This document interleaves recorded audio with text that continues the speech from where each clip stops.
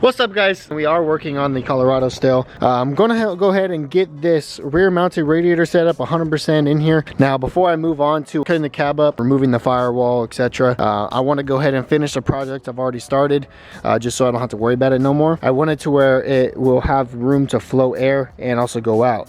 Now, if I have it flat, it'll have nowhere to go because the bed's right there. So I was thinking about angling it like that, and then it'll have a shroud. I'll build a shroud to where it moves the air in and out the bottom of the radiator. Then the fan that I have on there will push down and out, so then all the air kind of just sucks in and goes out. Now, if this doesn't work, it is all going to be able to be changed. It's not 100% set in, and that's the reason why I'm going to make it all bolt in. So, and honestly, worst case scenario, if I have overheating issues, I could always come back and I could figure it out and reamp it and redo it. It is not a problem. And you have to keep in mind that I am running an electric water pump. Now, if I'm using it on the street and let's say I am getting warm, all I have to do is at a stoplight turn the truck off and keep the water pump moving, keep the fan on the radiator on, cooling the engine down. You know what I mean? That's without the truck running or anything like that. So let's get into it, because we have to finish up the project here, and then we're going to start on the next part of the project, which is going to be cutting up the firewall.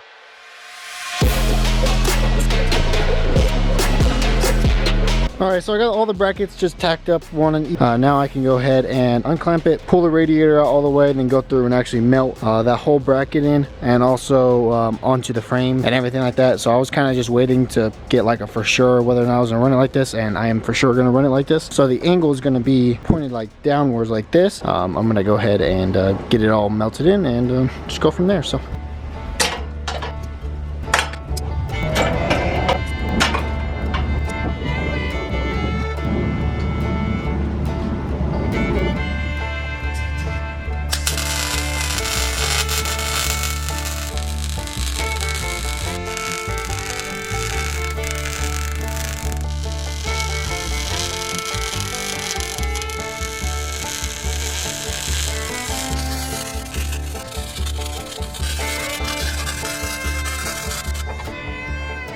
Alright, so I got the plates welded in, and I got the bars and everything all welded in as well. I mean, this is not the prettiest thing in the world, so I'm not going to show you all up close the welds, but they do not look the best, but they are going to hold. They penetrated pretty well, so I stood on it, jumped on it and everything, so they hold up to the weld test. I will say that I am going to, on the aluminum parts here, I'm going to create more of an angle in them to where it opens up and it's about like, you know, a pretty large gap, and I could create some type of shroud, so all the air that goes in there is forced to go through the radiator.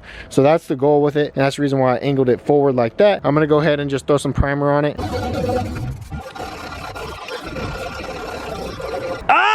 Oh, baby! All right, so he's got everything done for mounting up the rear radiator. So now the next step is we need to be able to weld aluminum. So unfortunately, at the moment, we're not capable of welding aluminum here at the house.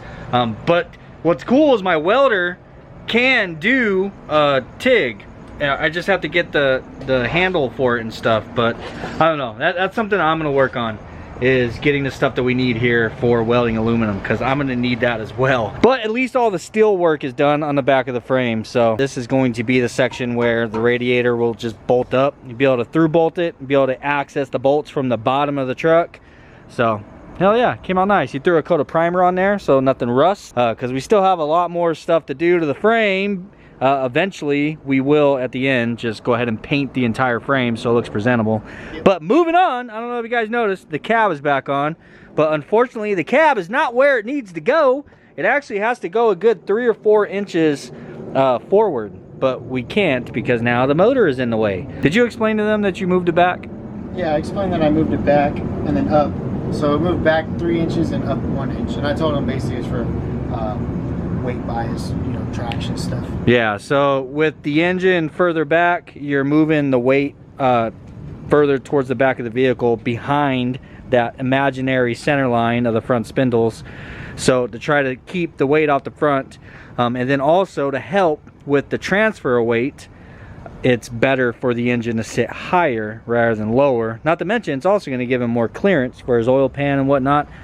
and hopefully be able to do an oil pan gasket without tearing the whole damn truck apart. That's true. Anyhow, so now the engine's bolted in where it needs to go. So now we're test fitting the cab. Even though it's not sitting exactly where it needs to be forward, what we're gonna do is line the hole on the frame up with the hole that's actually on the cab. So make sure the holes are all in a straight line with one another, front and back. So then we at least know that the cab is sitting in the right position like this. So then he can go ahead and mark around his mid plate and mark around the engine where it is he needs to cut on the firewall. He's gonna get that done and need to actually mark the firewall where it is it needs to be cut, and then cut it, and then we can slide the cab forward where it needs to be, and then figure out how much fab work we have to do from there. So the idea is to have a section back here that is just rib nutted or something, you know, something you just go zit, zit, zit, zit, zit, and pull it off like an access panel, and be able to get to the back of the engine, be able to get to the bell housing bolts if he's got to pull a transmission or do a converter or whatever. But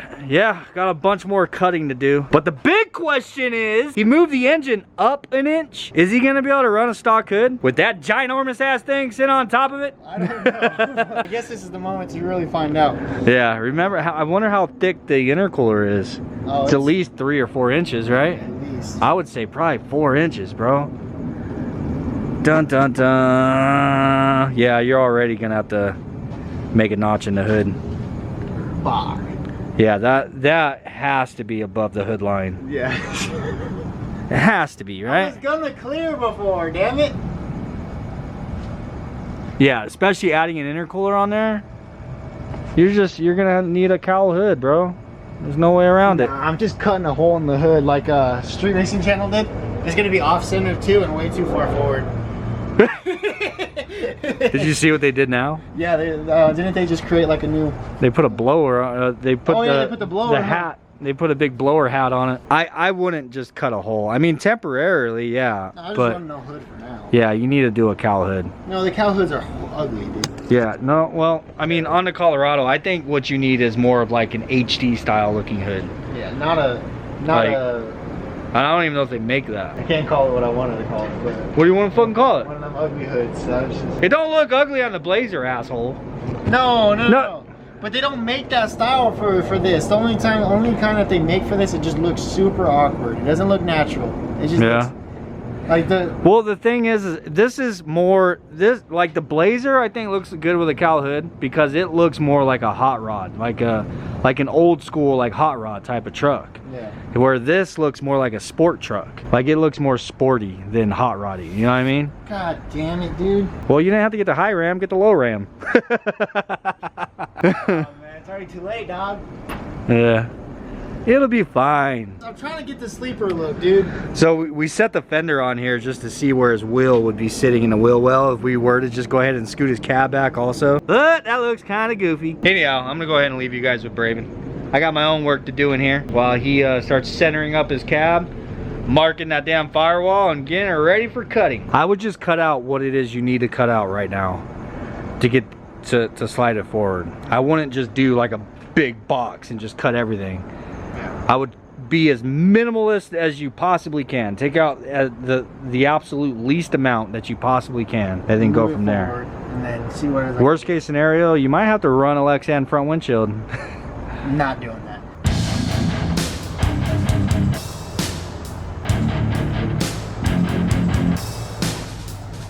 So I got both of the bolt holes basically lined up the way that my dad was saying that we're gonna have to. Now that it's lined up, I'm gonna go through with the Sharpie. I'm gonna go ahead and mark up the cab itself on the firewall and see the absolute smallest cut that I need to do. Let's go ahead and get this thing marked up and yeah, start pulling this cab off so we start cutting.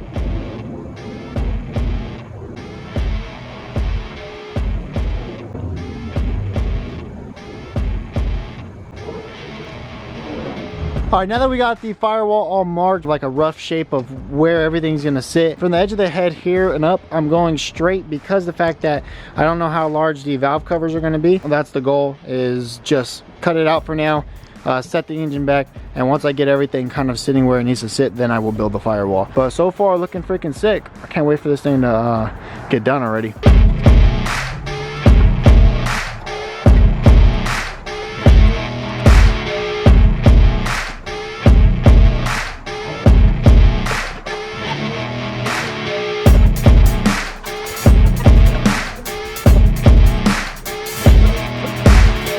that might have given us just enough room. So what I ended up doing was I put the blocks here, the wooden blocks on the edge of the cab bed.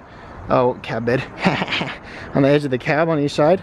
And then also, I lowered the back, so the back is touching completely, holding its weight on the back of the cab there, and then the weight there, which then makes this all sturdy as hell. So, you know, we're chilling, and now I have enough room to where I can go ahead and cut.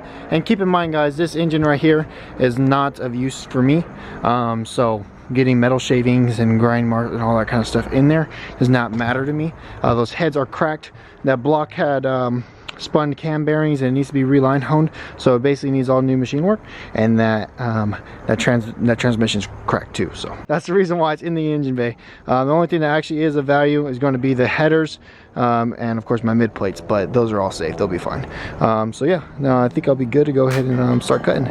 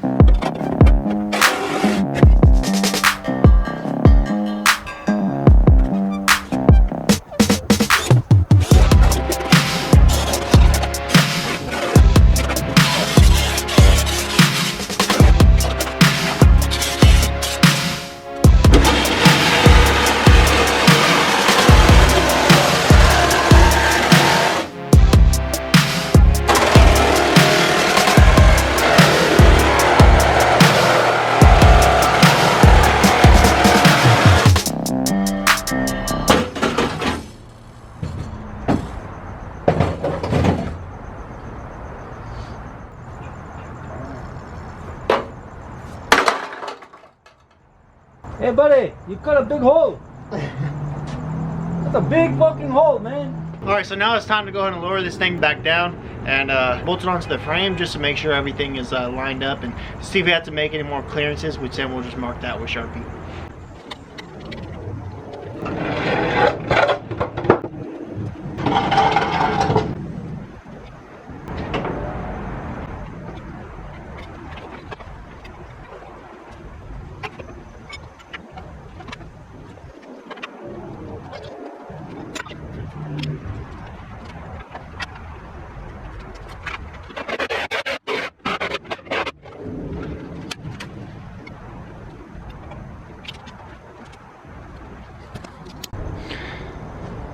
Alright, so this is where the engine is going to naturally want to sit.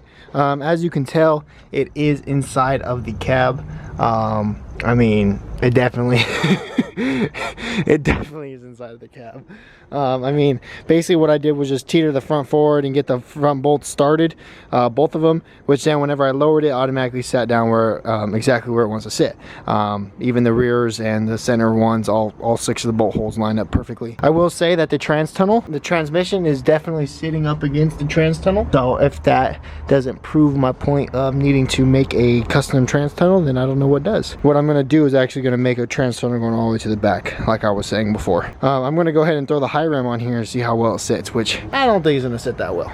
Alright, so I will say, if I decided not to go with the air to water intercooler and just run an intercooler on the front, what I would end up being able to do is be able to leave most of this, which I don't know. I haven't decided, made up my mind yet, which I mean, if I do end up deciding to go air to water, I can always add more, you know, cut more to this in the future. But it is sitting basically up against the seam here, but what I can do is I can get rid of that seam, no problem. But it, for the most part, does fit. It does fit decently good. So I do love the way that the engine is sitting. It is higher than it ever was before, and it is farther back than it ever was before. But as you can tell, it is inside the cab, which I really don't have a 100% game plan yet on how I'm gonna do the firewall. I'm almost thinking about doing the firewall just a flat sheet going all the way across. I don't know, I haven't made up my mind yet. Whatever is going to be the best and the best looking. Alright, so we got a lot of progress done tonight. Now of course this is basically the amount of time that I have after work every day.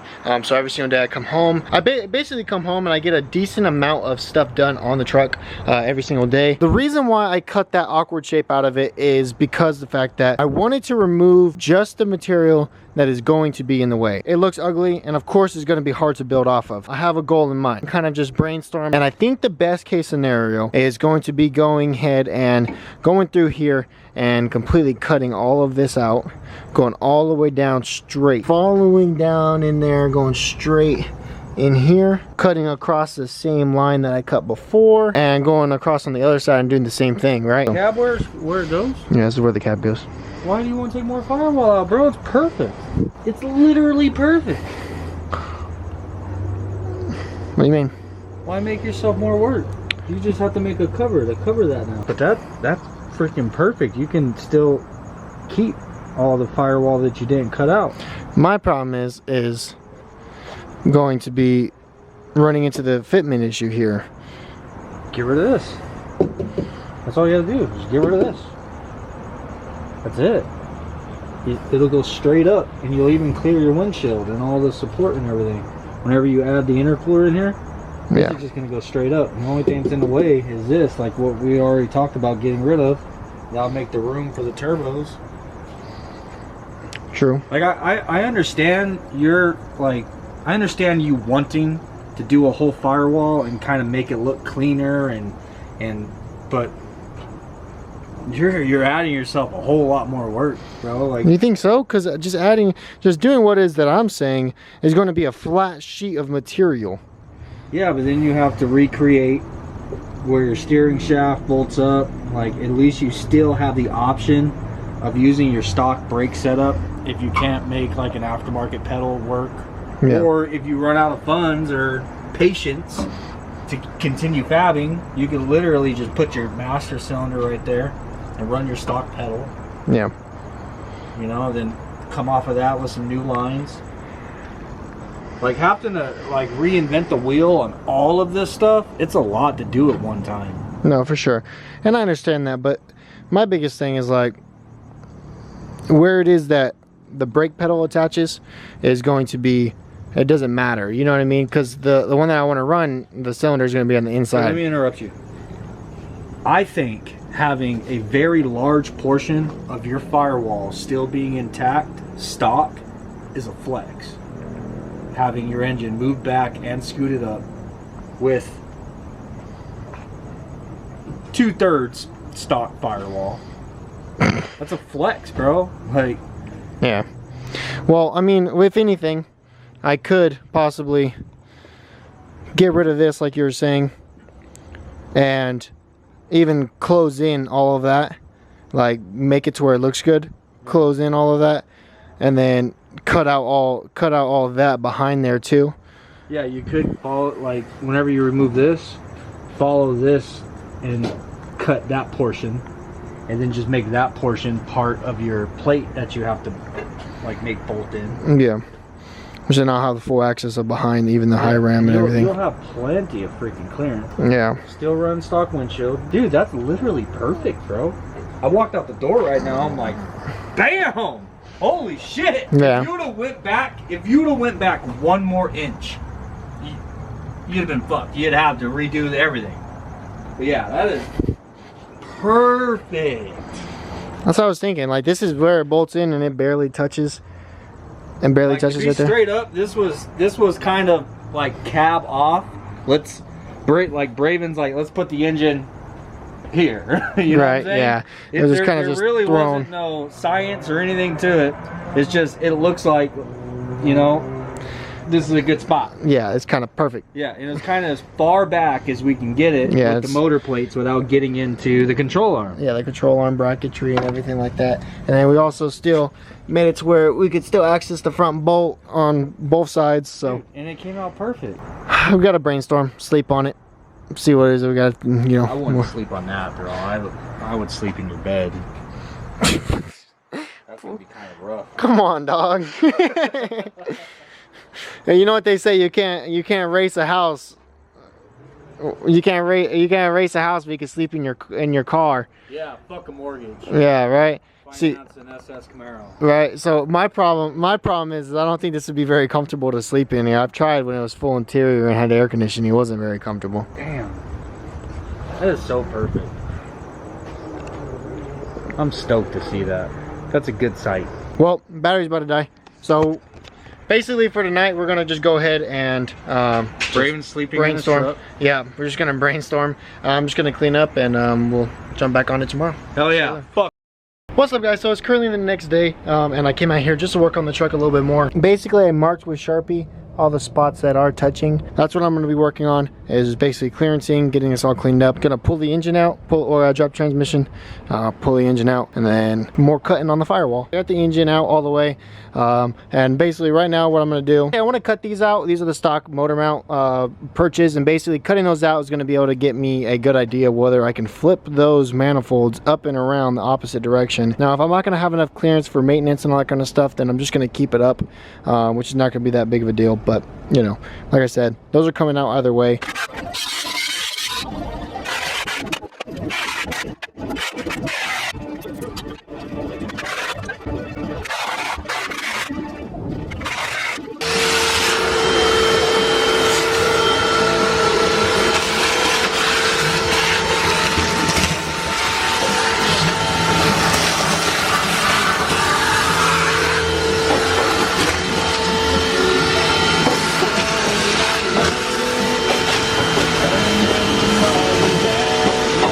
What's up, guys? So I hope you guys enjoyed the videos. At the moment, I made like a temporary little mock-up, and this is really rough. I currently am done with this video, so we're gonna go ahead and shoot it over to the next one. I hope you guys enjoyed today's video. Peace out, and I'll see you on the next one.